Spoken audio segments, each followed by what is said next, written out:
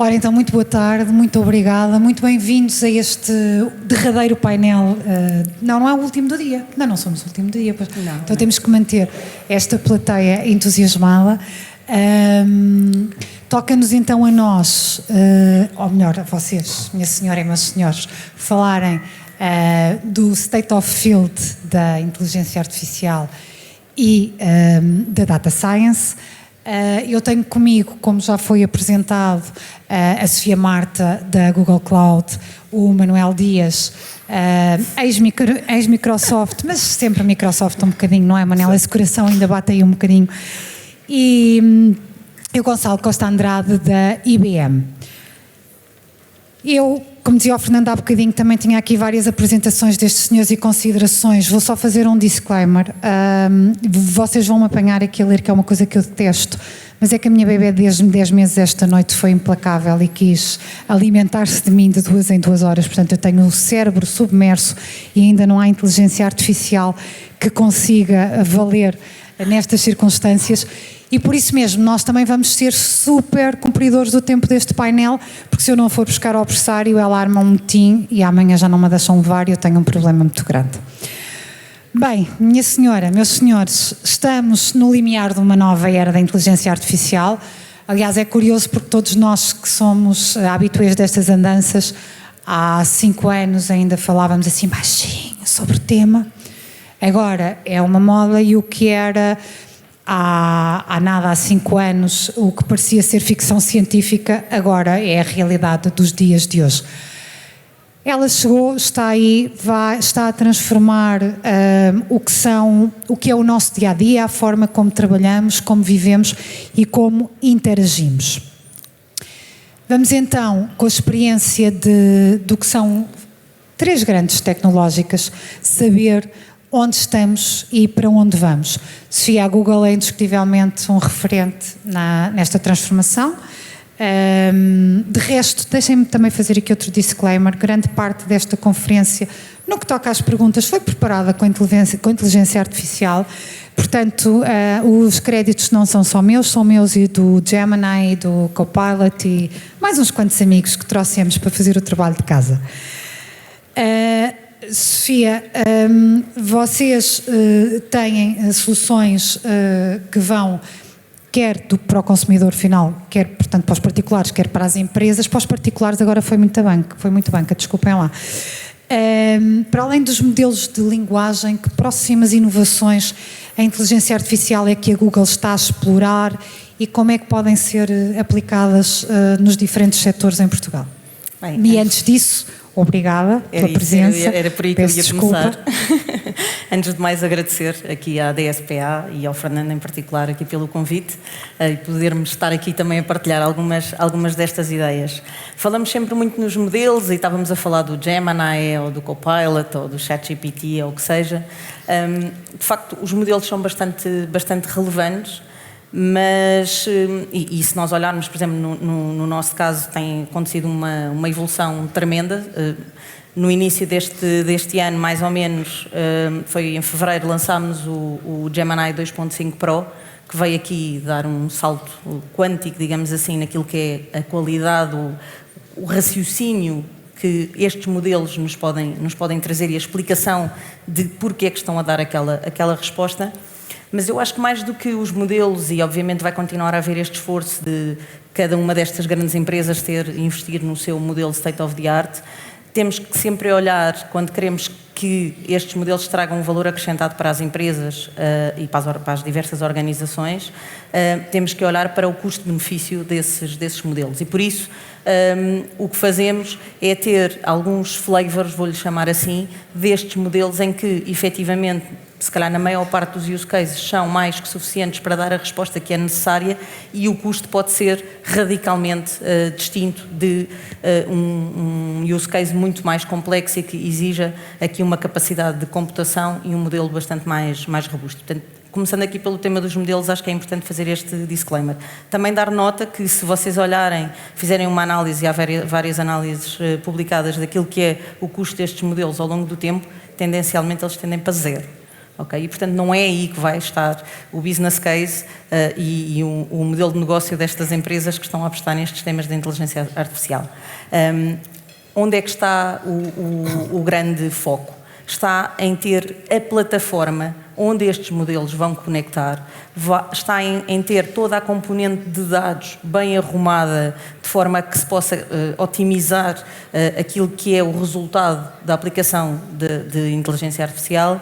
E aquilo que não podemos deixar neste momento também de referir, porque falamos muito de inteligência artificial, mas eu acho que neste momento já não estamos só na parte da inteligência artificial, já estamos na parte dos agentes, não é?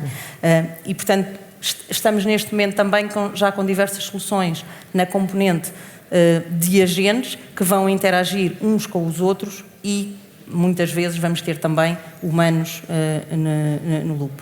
Acho que já foram dados hoje aqui diversos exemplos, seja na banca, vimos aqui áreas tão distintas como desporto, etc.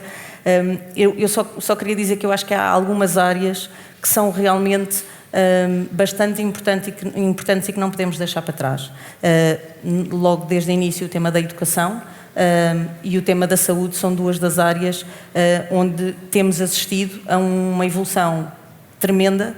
E não estamos a falar só a nível mundial, estamos a falar já de exemplos concretos aqui a nível do nosso país. E, portanto, isso também me deixa aqui muito entusiasmada com o futuro que aí vem, obviamente com muitos desafios, mas já estamos a ver efetivamente algumas organizações no nosso país a darem alguns passos importantes nesta matéria. Gonçalo, a IBM também se transformou e adaptou e também é hoje um player que é um referente. Na hora de escolher tecnologia de AI, que fatores é que pesam e como é que eles influenciam? Antes de mais, boa tarde e parabéns aos resistentes que ainda continuam aqui assim connosco, ainda por cima quando o dia está tão bom lá fora. Eu diria que existe um fator primordial que é o tema da confiança. O tema da confiança determina se as organizações apostam ou não apostam numa tecnologia, determina se assumem que o risco de fazer essa transformação e de utilizar essa tecnologia se vale a pena para essa mesma organização. E, portanto, de facto, tem que haver uma preocupação muito grande e não é só pelos temas regulatórios, não é pelo UI Act que vem traduzir uma série de limites naquilo que pode ser feito e como é que deve ser feito, mas tem que haver uma capacidade para continuarmos a evoluir nestes modelos da AI, com esta utilização da AI, tem que haver uma aposta grande naquilo que é a explicabilidade do que está a acontecer, a monitorização contínua, de maneira a poder ficar na mão do cliente o decidir continuar ou não continuar, ou retreinar o modelo, ou o que quer que seja.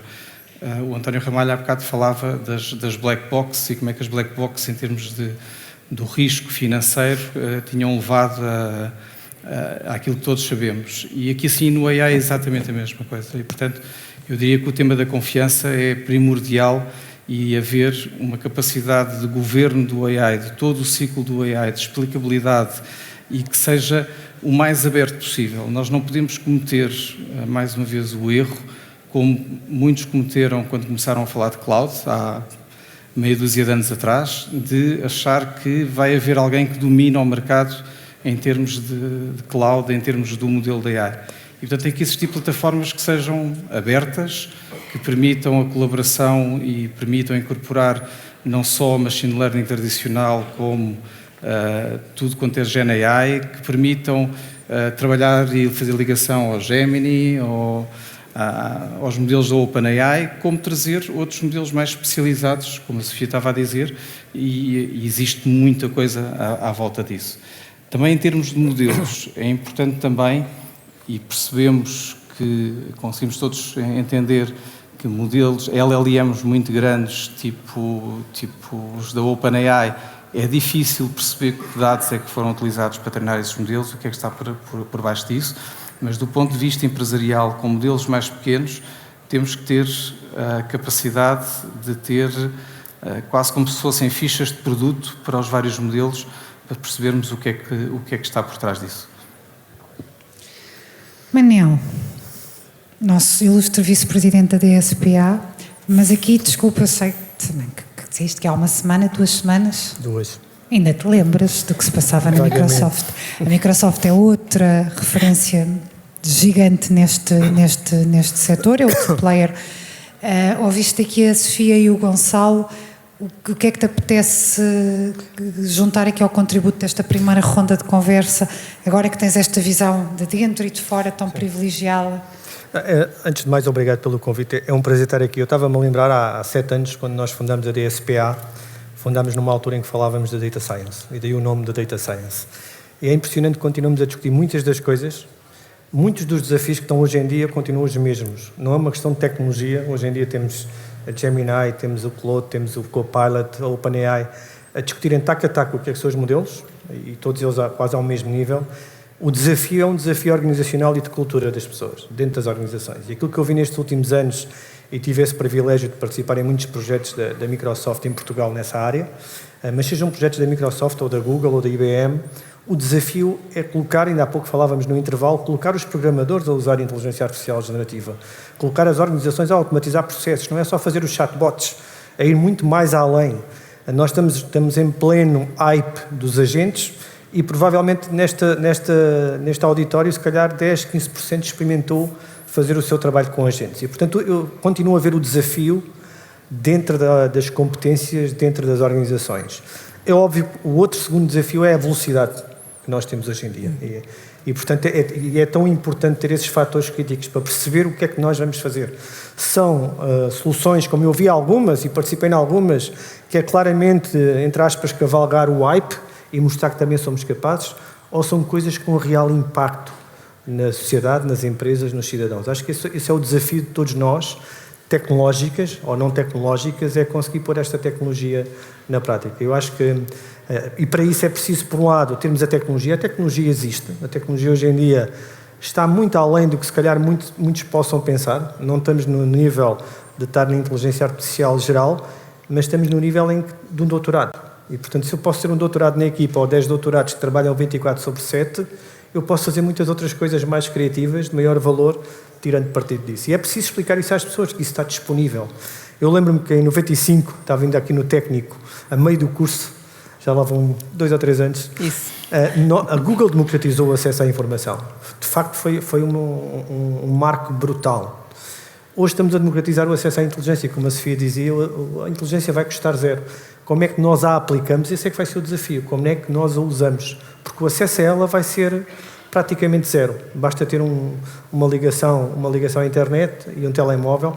É preciso às vezes mais do que isso, mas na verdade vai convergir para aí. Portanto, eu continuo a pensar que temos que apostar e o nosso objetivo na DSPA, e muito mérito do Fernando, foi ter uma visão que era criar um mundo que pudesse tirar vantagem da tecnologia, mas em prol das pessoas, em prol das empresas.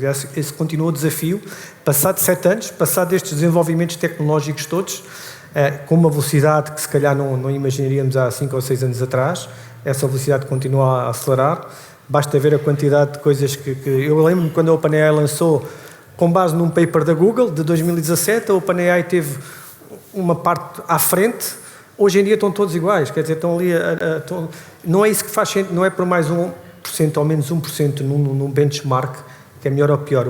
O desafio está em passar isto para as empresas, em passar isto para os processos, em tirar partido dos agentes. E acho que essa visão agora de fora, estou muito expectante de ver, não só a Microsoft, obviamente depois de 15 anos não é de um dia para o outro, mas ver efetivamente a inovação que a Google, que a OpenAI, que as outras empresas estão a trazer para o mercado. Mantenham o meu micro ligado, que eu não vou dar aqui, bater com ele na mesa, não se preocupem.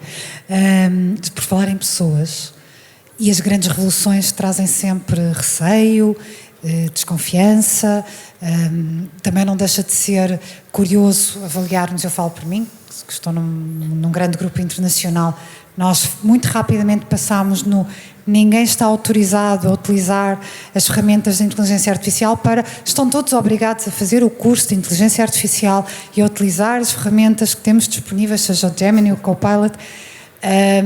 Como é que, Sofia, a Google Cloud pode ajudar as pessoas a fazerem esta adaptação, esta capacitação que vão ter que fazer para conseguir dar resposta, para conseguir estar ao nível do que lhes vão pedir também as empresas.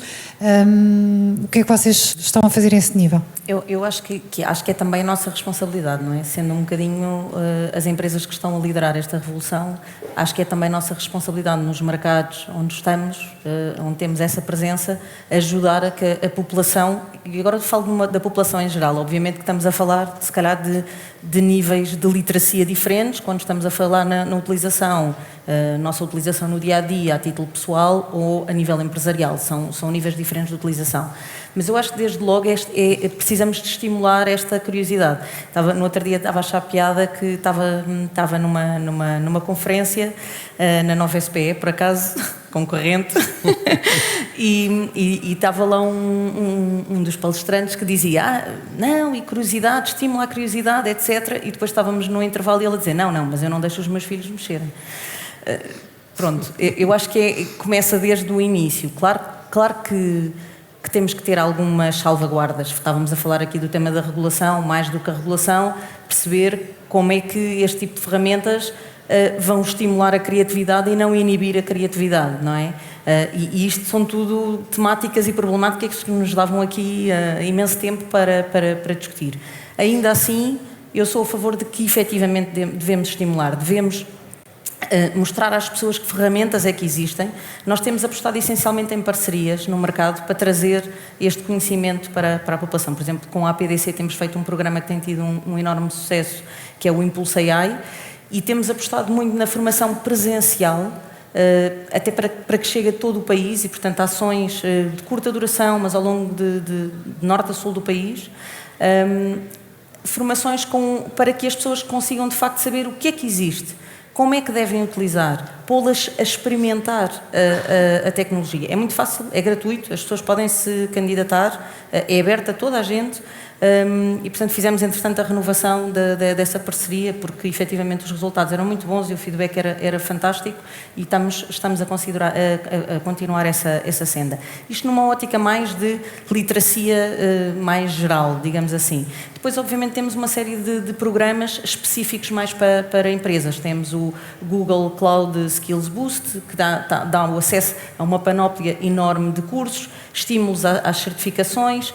Depois temos algumas coisas para públicos mais específicos, por exemplo, vimos aqui a componente de mídia, Aveiro Media Center, também estamos a trabalhar com eles. Portanto, mais uma vez, eu acho que temos feito aqui um conjunto de parcerias com a DECO, com Miúdos Seguros na Net, etc., que nos permite ter aqui uma abrangência o maior possível de trazer esta mensagem e permite que se as pessoas começarem a utilizar no seu dia-a-dia pessoal estas ferramentas, mais facilmente vão conseguir perceber como é que podem tirar partido delas no seu dia-a-dia profissional.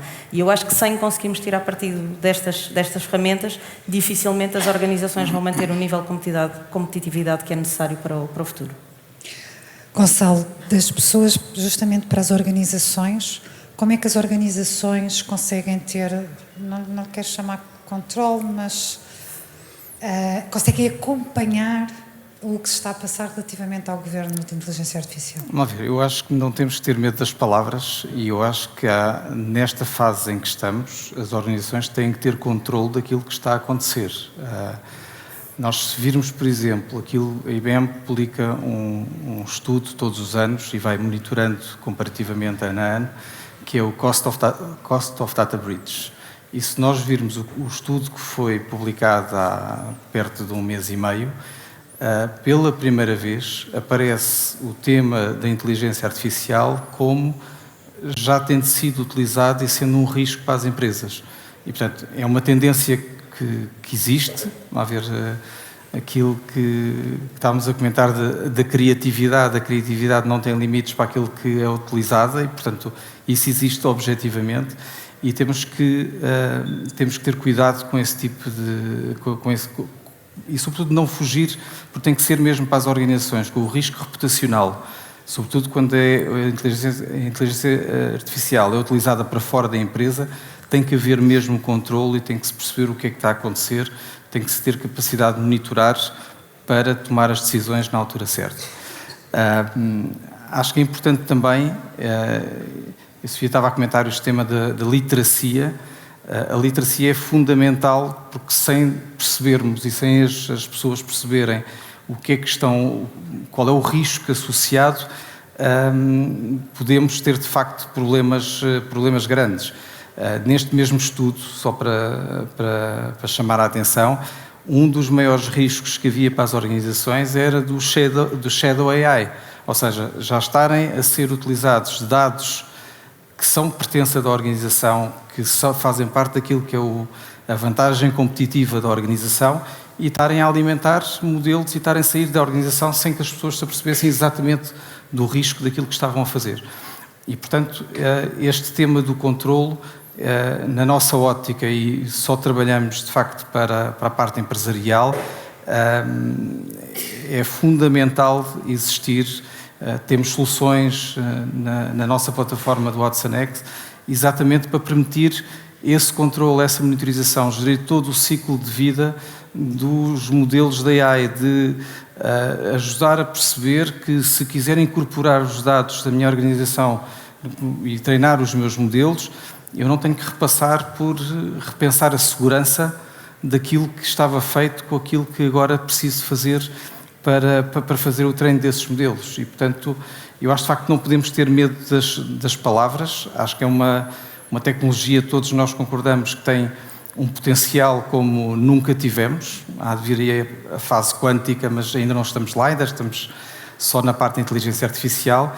E, portanto, temos que ser, não é ser prudentes naquilo que o prudente tem na palavra, é sermos, os espanhóis dizem a palavra cautos, não é? É de tentar perceber exatamente qual é o impacto daquilo que fazemos. Pode ser fantástico, não é? Quando inventaram o carro, também ninguém pensou que o carro também podia servir para atropelar pessoas, portanto, faz parte daquilo que temos que ter cuidado e temos que ser, de facto, prudentes na forma como utilizamos a tecnologia. Temos que controlar e tem que estar no nosso controle aquilo que se está a passar. Já falámos aqui muito da democratização da inteligência artificial e se calhar queria que Sofia detalhasse, se pudesse dar um bocadinho mais de detalhe no que diz respeito a ferramentas como a Vertex AI que estão a permitir a empresas, porque a verdade é que de repente há uma procura imensa por cientistas de dados e eles não existem. Portanto, nós, Fernando Matos, de repente passámos a ser o centro de contactos mais apetecível que existe provavelmente no país, porque toda a gente quer especialistas em dados, não sabe onde é que eles estão, porque não era uma preocupação nem uma prioridade. Mas voltando à Google, o que é que, Sofia, estão a fazer para ajudar as empresas que têm esta necessidade e que não têm equipas gigantes de cientistas de dados a colmatar esta necessidade e a poderem elas próprias empoderar, quem sabe, os colaboradores que já têm? Acho que a parte positiva disto é que, efetivamente, neste momento, a panóplia de soluções, e não entrando aqui no detalhe de quais são as soluções que existem disponíveis, temos soluções que podem ir desde um nível que é necessário um conhecimento mais de dados, podemos ir a esse nível de soluções, ou podemos estar num nível de soluções em que um utilizador de negócio sabe qual é que é o seu problema de negócio e rapidamente consegue ter soluções destas e com linguagem natural consegue interagir com estas soluções e rapidamente consegue, por exemplo, criar um agente em 5 minutos que lhe faz a sua tarefa. E, portanto, o que é que eu acho que isto traz aqui? Para as grandes empresas, obviamente, e se calhar muitas delas até têm essa capacidade, mas tinham sempre e continuam a ter um desafio do talento, não é? De reter talento, atrair talento nestas áreas, e aquilo que falamos aqui da rapidez e da inovação é muito difícil, mesmo para as pessoas que são especializadas e que são desta área, manter aqui eu acho que até para nós próprios, não é? Nós, se não formos todos os dias lendo e vendo o que é que se está a passar e estamos aqui no olho do furacão, nós próprios ficamos rapidamente desatualizados. Portanto, é muito difícil para as organizações manterem esse conhecimento dentro de casa. E, portanto, eu acho que isto vem, de facto, democratizar esse acesso e essa utilização. Acho que se estivermos a olhar, por exemplo, para aquilo que é o nosso tecido empresarial em Portugal, em grande medida PMEs, eu acho que isto pode ser efetivamente aqui um game changer, porque eles não precisam, a maior parte dessas organizações, que lá têm até 10 colaboradores, não é? Não precisam de ter grandes conhecimentos dentro de casa para efetivamente, rapidamente conseguirem tirar partido destas novas ferramentas e, como dizia aqui o Manel, ter uma pessoa que é um expert em... Uma pessoa, que não é uma pessoa, não é? Mas um agente, que é um expert numa determinada matéria e que lhe vai dar um suporte a tomar uma decisão ou a fazer uma determinada ação. Portanto, eu acho que é para aí que estamos a usar. Temos imensas ferramentas, temos o Agent Space, temos o Notebook LM. Se não usarem, usem. A maior parte destas ferramentas têm sempre uma versão free e, portanto, significa que vocês podem usar no vosso dia-a-dia e podem começar a experimentar. Depois, obviamente, se quiserem ter um nível mais avançado, um nível empresarial, teremos que ter em atenção todos estes temas de segurança, de acesso à informação, e é por isso que existem versões normalmente empresariais e pessoais. Portanto, não coloquem nestas versões pessoais informação que é confidencial. Mas para experimentar e para perceber o potencial e a rapidez e facilidade de utilização, é muito, muito fácil o acesso hoje em dia. Gonçalo, concordas que ainda não atingimos o potencial da adoção de inteligência artificial? E o que é que achas que está a travar o facto de ainda não estarmos no alcance desse potencial máximo? Todos sabemos que existe. A ver, já falei do tema da confiança e é inegável que o tema da confiança tem que ser trabalhado e temos que reduzir esse obstáculo. Eu diria um segundo tema, o tema dos custos associados e do business case tem que sair. Nós vimos ao longo do último ano e meio toda a gente a querer, eu acho que foram poucas as empresas com as quais temos contacto que não quiseram experimentar a inteligência artificial. Por vezes porque queriam de facto resolver um problema, por outras vezes porque a própria administração perguntavam, mais até ao IT do que ao negócio, e já comentei isso também, mas perguntavam então o que é que nós estamos a fazer com a inteligência artificial, e as pessoas estavam no IT, porque vinha pelo lado da tecnologia, não sabiam o que responder. Portanto, houve muitos business cases que de facto depois não faziam sentido, e embora temos uma tendência para reduzir cada vez mais os custos, ainda não estamos lá e, portanto, há coisas que ainda não é possível fazer. Depois, o tema de, sendo uma tecnologia, as organizações começaram por achar, e é bom também, quer dizer, o trabalho que foi feito em termos do ChatGPT, porque permitiu alterar um bocadinho essa percepção, sendo tecnologia tinha que entrar pelo IT. E nunca uma tecnologia fez tanto sentido entrar pelo negócio. E, portanto, as organizações também ainda se estão a adaptar e estão a perceber que, de facto, quando conseguem criar casos de uso, é porque o negócio está envolvido. O IT tem que ser chamado para depois garantir que temas de segurança, temas de compliance, que a incorporação na arquitetura e não aumentar o risco, mas tem que intervir nessa área. E, portanto, eu acho que isso é um processo de aprendizagem que temos vindo a percebermos nas organizações e que vai permitir exatamente que haja uma adoção muito mais rápida. E depois, aquilo também que estava aqui a ser comentado, que é, nós não precisamos de reinventar, para tirar partido da inteligência artificial, nós não precisamos de reinventar e criar, se eu quero criar um assistente ou um agente, eu tenho que começar por treinar o meu modelo do zero e tenho que construir tudo do zero.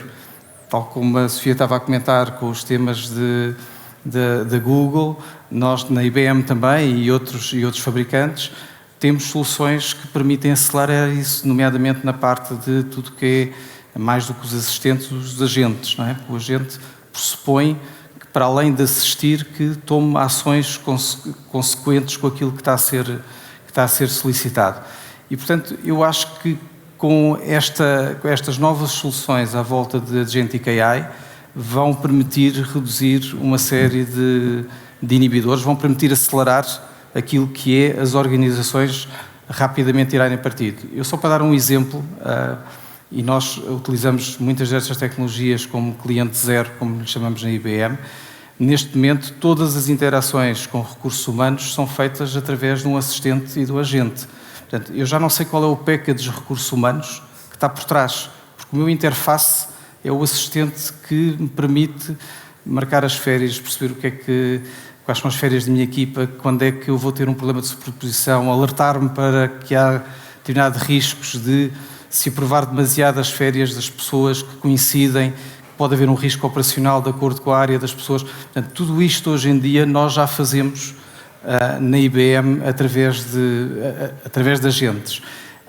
E como tal, eu acho que temos de estar todos no mercado e acho que os meus colegas de painel concordarão com isso. Isto não, a ver, somos todos concorrentes, mas existe de facto aqui assim o tirar e eliminar estes riscos, porque de facto esta tecnologia, mais do que ter vindo para ficar, é uma tecnologia que permite aumentar a produtividade das empresas, a eficiência das empresas e, portanto, acho que nos compete a todos ir retirando estas barreiras para permitir isso. Eu acho que como esta é daquelas revoluções que vos transforma não em competidores, mas em competidores, porque no final de linha todos queremos o mesmo. Sofia, só para, e muito rapidamente, porque temos que terminar e eu ainda quero falar com o Manel sobre coisas muito importantes, leia sobre a DSPA, portanto preciso mesmo dos 3 minutos que nos faltam, mas porque focámos aqui muito e temos focado muito a questão da inteligência artificial no aumento de produtividade, de eficiência, mas como é que ela também nos pode ajudar a assegurar o futuro e, nomeadamente, num caso concreto, nos desafios que nos traz a questão da sustentabilidade, a ajudar no processo de descarbonização? Já agora, só antes de ir ao tema da sustentabilidade, só complementar aqui uma coisa sobre o que estava a ser dito. Acho que, sem dúvida, temos o desafio do acelerar e da rapidez que estamos a assistir, mas é importante desmistificar que já muito está a ser feito. Okay? Lançámos um estudo muito recente sobre o ROI do AI, um estudo já de 2025, em que foram entrevistados 3.500 pessoas de posições de direção em várias organizações em todo o mundo e 74% dizem que já têm um ROI positivo no primeiro ano. Portanto, acho que é importante nós também começarmos a desmistificar um bocadinho que já existem muitas organizações por este mundo fora que estão efetivamente já a tirar muito partido da aplicação desta tecnologia no seu negócio. Indo ao tema da sustentabilidade, eu acho que é fundamental não nos esquecermos. Dizer-vos que a Google leva efetivamente muito a sério, e obviamente não é só a Google, eu acho que estas organizações em geral levam. Nós, em 2007, fomos uma das primeiras organizações que efetivamente chegámos à neutralidade de carbono. Em 2017 equiparámos aquilo que era a utilização de energia renovável com aquilo que era a capacidade de energia que nós precisávamos para operar e temos neste momento um target bastante ambicioso para 2030 de atingirmos a neutralidade. E, portanto, eu acho que... O carbon free, peço desculpa. Carbon free, e, portanto, eu acho que quando uma organização está a selecionar também aquilo que é o seu parceiro para esta jornada, tem que ter isto em atenção. E, portanto, o que nós queremos também é que, quando olham para nós, tenham a garantia que estão a utilizar uma cloud que lhes vai permitir também garantir os seus requisitos de sustentabilidade. Tal e qual como hoje em dia, por exemplo, na banca, quando estão a providenciar determinados investimentos para empresas, também olham para os requisitos daquilo que é a sustentabilidade desses negócios que estão a apoiar. E, portanto, é isso que nós queremos, é ser um parceiro também nessa jornada não só tecnológica, mas de sustentabilidade. Manel, last but not least, DSPA, e aproveitando que temos aqui estes ilustres convidados também, parcerias com grandes tecnológicas, projetos que estão a todo vapor e outros que estão na calha, o que é que nos podes contar? Sim, eu acho que primeiro, estão-me a ouvir? Sim. Então, primeiro falar um bocadinho, acho que é falar em nome da DSPA, falar em nome das várias pessoas que estiveram na origem da DSPA, foi sempre com esta missão de promover o conhecimento dentro do ecossistema em crescimento. E, portanto, esse é o nosso principal objetivo, é promover o conhecimento em várias perspectivas. A primeira, já falámos muito aqui, acho que as tecnológicas têm um papel e têm feito muito isso em Portugal, que é o tema todo de literacia. Olhar para a quantidade de cursos que a Google ou que a Microsoft hoje em dia têm de forma gratuita, quer dizer, só não faz formação que eu não quero. Agora, é preciso criar incentivos, é preciso valorizar essa formação. Mas esse é o primeiro passo, é a parte da literacia. O segundo passo tem muito a ver com as empresas, com os use cases, com a partilha. Nós sempre tentamos nestas conferências não só temos painéis, mas trazemos casos de sucesso. Não quer dizer que os casos de insucesso não sejam interessantes para aprendermos, são. Normalmente só falamos de casos de sucesso. Até deveriam ser mais. Até deveria ser mais, exatamente. Mas muito partilhar o que está a ser feito em Portugal, e como a Sofia disse, há muita coisa a ser feita, efetivamente. Há muita coisa a ser feita e, se calhar, muitas organizações beneficiam de saber o que é que a organização ao lado, ou o concorrente ao lado, está a fazer. Eu acho que esse tema é fundamental e, portanto, esses dois objetivos, por um lado, competências, por outro lado, empresas, não só PMEs, empresas. Acho que PMEs é outra área que nós gostamos muito de tocar. Nós, logo no início da DSPA, criámos um observatório de Data Science para conseguirmos ver dinâmicas empresariais, dinâmicas de políticas de emprego, dinâmicas salariais, porque tudo isso são fatores críticos para as pessoas aderirem à tecnologia, se certificarem, se criarem as competências para isso. Mas acho que podemos fazer muito mais com a ajuda das tecnológicas. Acho que deixo esse desafio agora aqui à Google e à IBM, que é, eu vejo a associação como mais uma entidade dentro do ecossistema, que é um grande promotor de data science e agora de inteligência artificial. E todas aquelas ações que vão mais à nova geração, aos hackathons, à promoção de ideias, ligar isto às startups. As startups já nascem digitais, já nascem com AI, portanto é muito mais fácil, mas tentar ir aqui a uma coisa que, quanto a mim, é muito crítica em Portugal, que são as PMEs. E não sei se têm noção, o maior desafio que nós temos em Portugal é a produtividade. É precisamente o que esta tecnologia resolve logo na primeira linha. Portanto, conseguir trazer isto não para as grandes empresas, que se calhar muitas delas já usam o Gemini ou o Copilot, mas trazer para as pequenas e médias empresas. Acho que há uma oportunidade aí, acho que do lado da DSP é mais uma área importante que pode ser aí. E acho que se conseguimos interessar algumas destas, não todas, mas bem, acho que é um ganho, e é isso que nós tentamos fazer dentro da DSPA, e agradeço a todos estarem aqui. E, acima de tudo, agradecer aos vários colegas da direção da DSPA, porque é um trabalho pro bono, é um trabalho que muitas das vezes saem de ideias nossas, mas que isto só faz sentido se houver uma comunidade muito, muito maior à volta disto. E estamos no momento certo e podemos realmente, não só como diz o Governo, mas tornar Portugal um líder. O talento que nós temos aqui nas várias universidades é impressionante. Eu vi isso quando estava na Microsoft, de certeza que fez isso na Google e na IBM. O talento é impressionante. Agora, é preciso criar condições, é preciso sensibilizar as lideranças para isso, e é esse todo o trabalho que estamos a fazer na DSPA, um exemplo de uma ação, e passa a publicidade. Nós começámos a fazer uns cursos de apenas um dia, para líderes na área de inteligência artificial generativa, e é impressionante porque acabamos por ter diretores de empresas que trabalham nesta área de consultoria, como temos estudantes, como temos advogados, como temos jornalistas, e é um bocadinho esse objetivo. Agora, as tecnológicas têm um grande papel para escalar isto, porque a capacidade e a abrangência de clientes e da base instalada é muito maior. E, portanto, então isto é um trabalho contínuo, é uma maratona, como nós ouvimos muitas vezes, que temos que correr. E porque a maratona do Insights 2025 tem que continuar, nós ficamos por aqui. Sofia, Manel, Gonçalo, muito obrigada pelos vossos contributos. Obrigada, Fernando Matos, e desculpa, eu tenho a associação muito abandonada. Eu prometo que agora a criança, quando fizer 1 ano, eu já dou outro apoio. Muito obrigada por me terem dado este espaço para poder dar este pequeno contributo no Insights deste ano. E ficamos por aqui porque temos outro painel. Eu tinha aqui um texto muito bonito, mas foi o Gemini que escreveu, portanto, se quiserem, perguntem como é que ele encerraria este painel e vão ver que ele diz umas coisas muito bonitas. Muito obrigada a todos pela vossa presença, pela vossa paciência e, sobretudo, pelo vosso tempo.